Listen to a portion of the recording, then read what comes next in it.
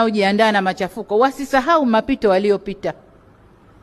Ni falsafa hii ndio imewapa ruhusa ya kurudi hapa nchini. Tukafumbia macho mengine yote. Njoni tujenge taifa letu. Sasa kama wameshaota mikia, sasa sheria zile zile bado zipo.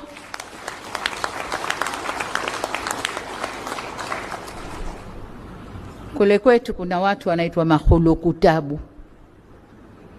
Mahulukutabu ni watu wenye hulka za kuishi kwenye tabu tu, kwenye utulivu, kwenye raha wao si pahali pao. Sasa Mungu kaumba watu wa aina hii, na nadhani Tanzania baadhi tunao mahulukutabu. Yeye kukiwa na raha, nchi imetulia, kuko safi, hajaona raha bado, lazima atie mikiki. Sasa sheria za mahulukutabu pia zipo, tutashughulika nao.